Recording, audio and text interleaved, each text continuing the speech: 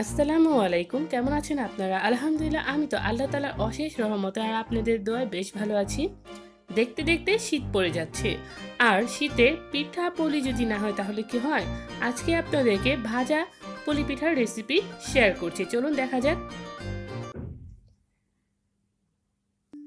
আমি এখানে ভাজা পুলি পিঠার ভিতরে যে পুরটা ইউজ করব সেটা আগে তৈরি করে নিচ্ছি। আর এটা তৈরি করার জন্য ১ম এ আমি নারিকেলটাকে ভেজে নিচ্ছি। আর নারিকেলটাকে আমি একদমই মিহিভাবে কুড়িয়ে নিয়েছি। অবশ্যই মিহিভাবে কুড়িয়ে নিতে হবে। এলাচ, দারচিনি দিয়ে দিলাম ফ্লেভারের জন্য। আর এই পর্যায়ে দিয়ে দিব চিনি মিষ্টির জন্য। মিষ্টির স্বাদটা একেকজনের একেক রকম।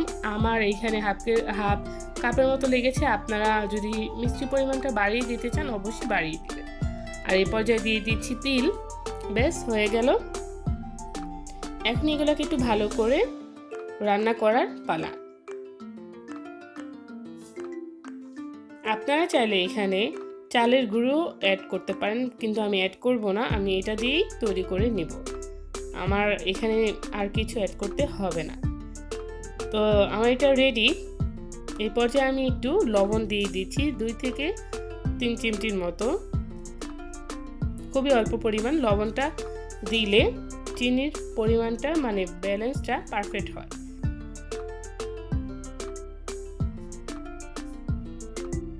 আমার রান্নাটা হয়ে গেছে। পুলি পিঠার ভিতরে যে পুরটা ইউজ করব, তো আমি এটাকে চুলার আঁচ থেকে এখন নামিয়ে নেব। নামিয়ে ঠান্ডা করে নেব। আর অবশ্যই এটা ঠান্ডা ইউজ করলেও হয়, বা আপনারা গরম গরম যদি চান ইউজ করতে তাহলে অবশ্যই করে নেবেন। আর এটা কিন্তু অনেক সময় দেখা যায় যে জমে যায়, তাহলে এক কাজ করবেন, একটু সামান্য পানি দিয়ে এটাকে একটু গরম করে নেবেন, তাহলেই হয়ে যাবে আপনাদের পারফেক্ট পুরটা। তো দেখতেই পাচ্ছেন কত সুন্দর একটি কালার এসেছে। আর এই কালারই হয় সাধারণত পুরের। আপনারা যদি চিনির বদলে গুঁড়ো ইউজ করতে চান করতে পারবেন। তো এখন আমি পুলি পিঠাগুলো বানানো শুরু করব। পুলি পিঠা বানানোর জন্য আমি এখানে রুটি বেলে নিয়েছি। আর দেখতেই পাচ্ছেন কতটা পাতলা হয়েছে রুটিটা।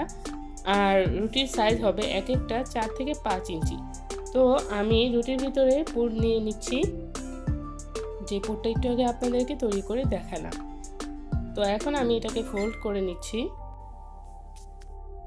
আসলে সব কিছু মুখে বলা সম্ভব হয় না, দেখে বুঝে নিতে হয় কিভাবে আমি ডিজাইনটা করে নিয়েছি।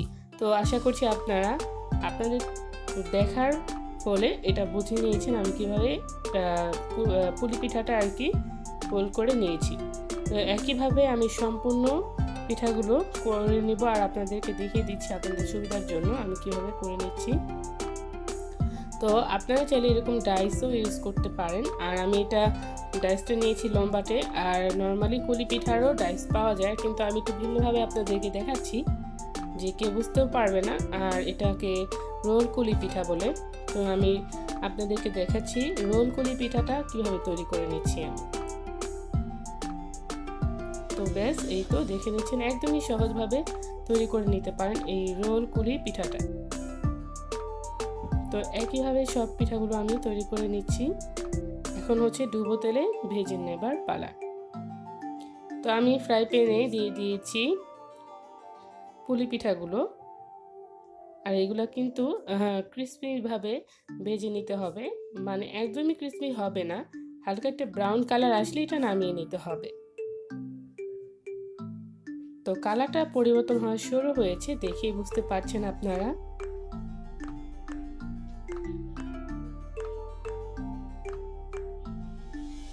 এই তো দেখেই বুঝতে পারছেন যে এটা মানে এক সাইডটা কত সুন্দর একটি কালার এসেছে।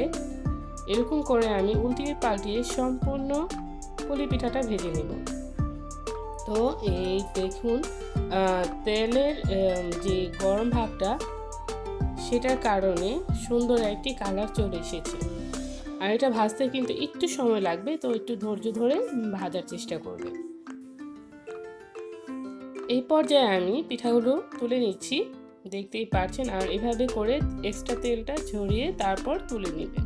আর এই পিঠাগুলো 3 থেকে 4 দিন আপনারা নর্মালি এভাবে রেখে সংরক্ষণ করতে পারবেন। কোনো একটি বক্সের ভেতরে করে রাখলেই হয়ে যাবে, ক্রিস্পিনেসটা অবশ্যই থাকবে। তো আমি একইভাবে সবগুলো পিঠা ভেজে নিচ্ছি। আর এই ভাজা পুলি পিঠাটা কিন্তু খেতে অসাধারণ। আর এটা কিন্তু ভাপেও তৈরি করা হয়, ওইটা আরেক রকম, আর এটা স্বাদটাই ভিন্ন রকম। তো চেষ্টা করবেন এভাবে একটু তৈরি করে খেয়ে দেখতে। তো গরম গরম শীতের দিনে পুলি পিঠা খেতে কিন্তু ভালোই লাগে, সেটা ভাজা পুলি হোক আর সেদ্ধ পুলি হোক। তো আমার পিঠাগুলো তো রেডি, আপনারাও চাইলে আপনাদের পিঠাগুলি এইভাবে তৈরি করে নিতে পারেন। আপনাদের কাছে কেমন লাগছে অবশ্যই আমাকে কমেন্ট করে জানাবেন। সবাই ভালো থাকবেন, সুস্থ থাকবেন, আমার জন্য আমার পরিবারের জন্য দোয়া করবেন। আল্লাহ হাফিজ।